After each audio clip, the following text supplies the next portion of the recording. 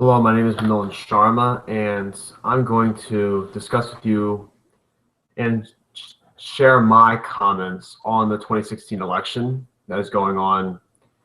Believe it or not, it's happening tomorrow. It seems like forever since we've been waiting for this to happen, and it's actually happening tomorrow. And at 11 o'clock Eastern, we're going to find out the results. So we've learned a lot during this election. We learned a lot about our country's values, how the DNC colluded with the Clinton campaign to cheat Bernie Sanders. We've learned how not only is there a resentment in the political establishment, but there's also resentment in how the establishment rules our country and their policies. For example, Americans have had enough with us going into foreign wars, corporations deciding our policy positions. Over 80% of Americans wanted the public option. 90% of Americans want the background check. Why isn't it getting passed? I mean, and that's the reason, because corporations are funding the majority of our politicians, our senators, our House representatives, and our current president. You wonder why during the Dakota Access Pipeline, he didn't say anything about it. If you look on the Twitter page, you don't say anything about it. Hillary Clinton didn't say anything about it. Bernie Sanders wrote an open letter to Obama, pushing him to say something about it, or pushing him to stop the construction of the pipeline, which will in fact poison water. And it's actually against our Constitution, because we made a treaty with the Native American people that said that this is not eminent domain. This is a complete takeover of Native American land. And it's very troubling. It really is.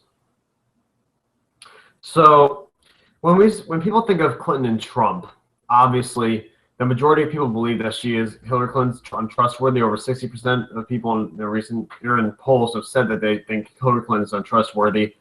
Over half of the United States think she should have been prosecuted, which she should have, because under the Espionage Act, she could have faced indictment or been recommended indictments, because she had, with her private server, she had top secret military operations, and according to a defense official, was most likely hacked by China, by Iran, and by Russia.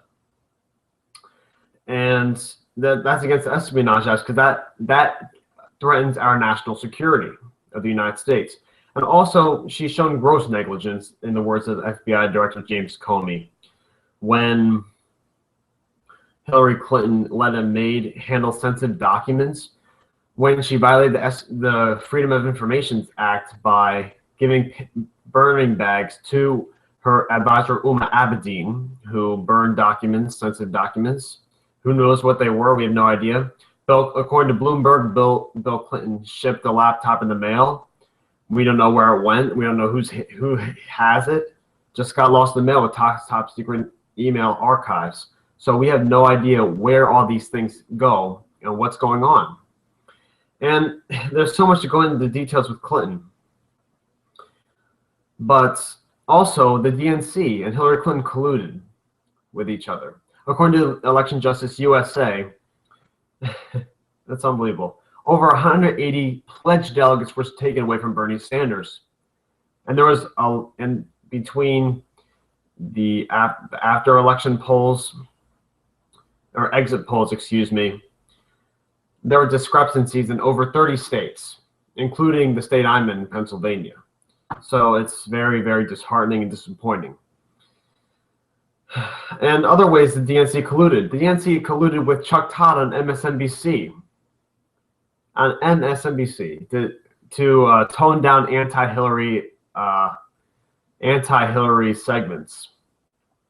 So there's so much collusion. It's unbelievable. Debbie Wasserman Schultz colluded with Hillary Clinton and tried to put down Bernie Sanders. It's very true. The DNC officials asked the DNC officials were talking and discussing on how to paint Sanders as an atheist. because in states such as West Virginia and another state I have in mind, they're more religious there apparently. So this is against the rules. The DNC is supposed to remain neutral. They're not supposed to be discussing they're not supposed to be in favor with one candidate from another.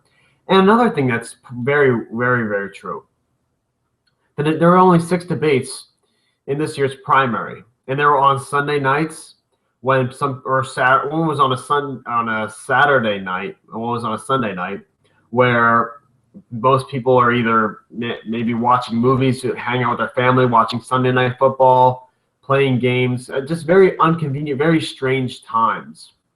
And this was done on purpose, obviously. And the email actually confirmed this from WikiLeaks, via WikiLeaks. And there was over 20 debates in 2008. This year there's only 6. So you can think of your conclusions, but I believe that that is the reason for that. So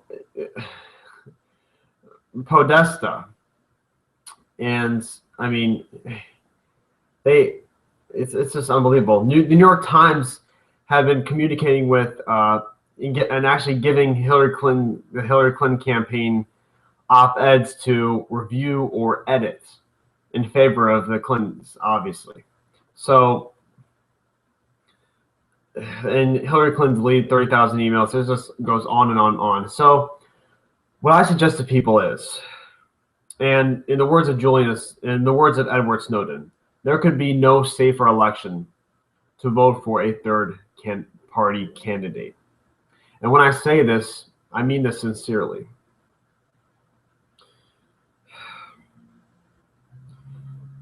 According to lots of news networks, Hillary Clinton has an over 90% chance of winning.